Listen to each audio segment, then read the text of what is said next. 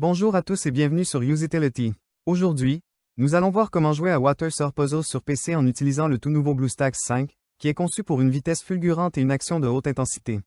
Nous pourrons facilement télécharger et installer Water Surf Puzzle et profiter du jeu sur notre PC Windows avec un clavier, une souris et un grand écran grâce à BlueStacks 5, qui est l'émulateur Android que nous recommandons pour jouer à Water Surf Puzzle.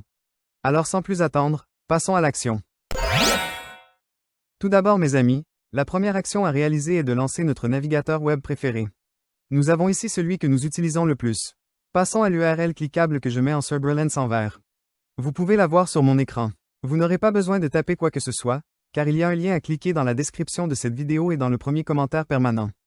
Une fois que nous avons cliqué ou double-cliqué sur le lien, nous atterrissons là sur le site web de BlueStacks qui est l'émulateur Android que nous allons utiliser pour lancer à Water Surf Puzzle sur notre ordinateur Windows. Comme vous pouvez le voir ici, l'usage d'un émulateur pour Android ajoute de nombreux atouts. Contrôle personnalisable, instances multiples, synchronisation de toutes les instances, macros, scripts, FPS élevés, et j'en passe. Nous allons maintenant commencer le téléchargement de Water Surf Puzzle en cliquant sur le bouton Jouer sur BlueStacks que j'ai mis en évidence en vert. Nous cliquons ou double-cliquons ensuite sur ce bouton de téléchargement. À ce moment-là, le téléchargement débute et s'achève tout de suite et voilà, notre téléchargement est terminé. C'est un fichier .exe, un fichier exécutable. La prochaine étape est de démarrer l'installateur, par conséquent nous cliquons ou double-cliquons sur le fichier exécutable. Si nous sommes sous Windows 10, il nous faudra accorder la permission d'apporter des changements au système. Nous répondons oui. Je minimise ce navigateur pour mieux accéder à l'installateur. Le logiciel d'installation est très sommaire. Il ne comprend que deux options, installer et configurer le chemin. Je vais vous expliquer à quoi sert configurer le chemin. Il vous de faire un clic dessus. Maintenant, nous remarquons que nous pouvons regarder ici le chemin précis où notre émulateur sera installé. Si nous désirons changer ce répertoire, nous devons faire un clic sur ce bouton, sélectionner le chemin, après nous choisissons un tout autre répertoire et installons cet émulateur pour Android où nous voulons. Je vais le laisser par défaut. Je peux donc cliquer gauche sur Retour. Maintenant, je double-clique sur Installer. Nous y sommes, ça se lance. L'install a commencé et en partant de là, elle va entamer le téléchargement de ces mégaoctets qui sont affichés sur mon écran. Lorsque vous le téléchargez, il y aura plus ou moins de mégaoctets, c'est normal. La vitesse de téléchargement sera plus ou moins véloce, en fonction de la Internet et de la disponibilité des serveurs de cet émulateur pour Android. Maintenant, cela va très vite. Le téléchargement est terminé, et on passe maintenant à la phase d'installation. Avec BlueStacks 5, vous pouvez même réduire l'utilisation de la RAM en un seul clic. C'est particulièrement utile si vous rencontrez des problèmes de performance. En outre, vous pouvez activer le mode écho pour profiter d'une utilisation du CPU réduite de 87%, d'une utilisation du GPU réduite de 97% et d'un multitâche plus facile. Comme vous pouvez le constater, BlueStacks 5 est conçu pour offrir stabilité et performance lors de longues sessions de jeu.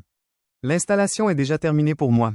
Maintenant, l'émulateur Android s'est lancé sans intervention de ma part. Comme vous pouvez le constater, dans le bas de mon écran, vous pouvez remarquer une barre de progression qui va se comporter comme une jauge qui se remplit ainsi quand elle atteindra la fin, notre émulateur sera lancé pour la première fois. En vérité, l'émulateur Android a déjà été lancé, le voilà pour la toute première fois. Avant de poursuivre, comme vous pouvez le voir, il a déposé deux icônes à cet endroit sur le bureau de ma machine de test. Le BlueStacks est là le BlueStacks multi-instance. Notez que l'icône BlueStacks est celle qui nous intéresse. À chaque fois que nous voudrons exécuter Water Surf Puzzle sur notre ordinateur Windows, nous ferons un double-clic sur cette icône et cela déclenchera l'émulateur Android. L'icône BlueStacks multi-instance vous permet de lancer plusieurs instances d'émulateurs. Et avec le nouveau gestionnaire multi-instance amélioré de BlueStacks 5 en mode écho, les joueurs peuvent exécuter plus d'instances de jeu plus rapidement et avec moins de lag. Il est temps de passer à la phase suivante, qui sera inévitable. Je veux parler de l'accès au Google Play Store anciennement Android Market. Pour ce faire, nous allons nous rendre ici, System Apps. Ensuite nous cliquons avec la souris. Et à partir de là, nous devrons cliquer avec notre souris sur Google Play. Comme vous pouvez le constater, le Google Play Store s'est évidemment lancé. À compter de maintenant, nous avons besoin de nous connecter. Maintenant que nous sommes arrivés ici, nous sommes tenus de faire la prochaine phase qui est exigée par Google. Aussi nous cliquons ou double-cliquons sur « Connexion ». Maintenant, il marque « Checking Info ». Il arrive quelquefois que cela reste bloqué sur cette étape et qu'il n'avance pas. Si c'est le cas, vous devrez essayer de vous connecter à nouveau dans 2 ou 3 heures alors le problème sera vraisemblablement résolu. Maintenant, nous devons saisir notre adresse email puis son mot de passe. Cet email doit être une adresse MyGmail et son mot de passe qui lui correspond. À titre d'exemple, vous pouvez employer la même adresse email que celle que vous utilisez habituellement pour vous connecter à votre compte YouTube. Je vais donc saisir mes informations et je reviendrai ici dès que je l'aurai fait. Voilà, les informations ont été TP. Maintenant le géant Google nous accueille et nous montre les conditions d'utilisation. Nous allons donner notre accord en cliquant avec la souris sur le bouton « J'accepte ». Ensuite, il nous invite à sauvegarder sur son cloud. Vous pouvez très bien laisser la case cochée, ainsi ça créera une sauvegarde des données de cet appareil dans G Drive. Je ne vais pas cocher la case, mais cela n'a pas beaucoup d'importance. On clique une ou deux fois simplement sur J'accepte. Google Play Store sera lancé par défaut et sans intervention de notre part. Dans le but d'installer un jeu, nous devons faire un tour sur le bureau de notre émulateur en double-cliquant sur cette icône mise en évidence avec du vert.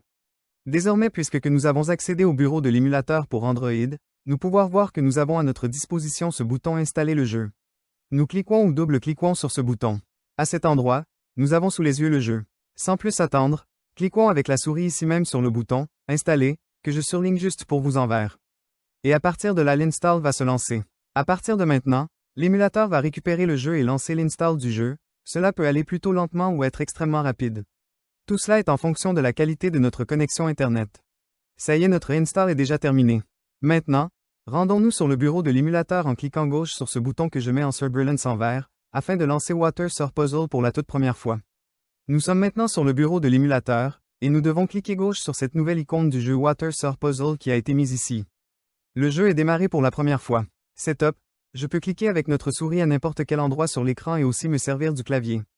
Je vais vous expliquer le niveau de volume de l'émulateur pour Android. C'est à cet endroit. Nous pouvons voir l'icône d'amplification du volume et l'icône d'un volume plus faible. Grâce à cela, nous ne dépendons pas du volume de notre machine sous Windows pour accroître ou mettre en sourdine l'audio de notre émulateur Android. Après, pour apprécier au max cette expérience, nous avons la possibilité de lancer l'application de jeu sur ce grand écran. Pour cela, nous avons à notre disposition deux options. Voici la toute première fois où nous double-cliquons sur cette icône que je vous indique en vert. À ce moment-là, élargissons cet écran, en affichant une bordure tout en haut, une à droite et une tout en bas. Dès qu'on a envie de connaître les sensations du jeu ou une toute autre appli Android mode plein écran, on clique ou double-clique sur cette icône.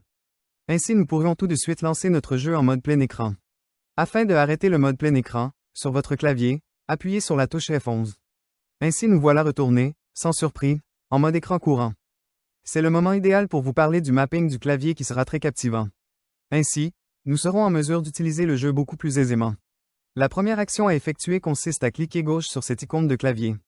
Et là, vous allez pouvoir réaliser les modifications nécessaires. En ce qui me concerne, je vais aller à l'essentiel en conservant la configuration par défaut. Néanmoins, si vous désirez la modifier, vous pourrez le faire sans difficulté. Comme vous l'avez sans doute noté, l'émulateur pour Android est totalement disponible dans notre langue. Cependant, il est possible que quelquefois que notre émulateur soit booté dans la mauvaise langue, par exemple en coréen. À ce moment-là, pour le repasser dans la bonne langue, nous revenons à cet emplacement sur la roue dentée. Et ici, dans Autres paramètres, nous double-cliquons sur le menu déroulant « Langue ». Nous devons sélectionner la langue que nous comprenons parfaitement, français, anglais, chinois, etc. Une fois la langue sélectionnée, il nous faut sauvegarder, notre émulateur relance et notre jeu, la toute prochaine fois que nous le lancerons, nous accueillera aussi la langue sélectionnée. Désormais, il existe un point de plus que nous devons prendre en compte. Je veux parler du fait que nous recevrons un My Email nous informant qu'un nouvel appareil a été connecté à notre compte Google. Il nous demandera si nous sommes au courant qu'il y a eu la connexion de cet appareil.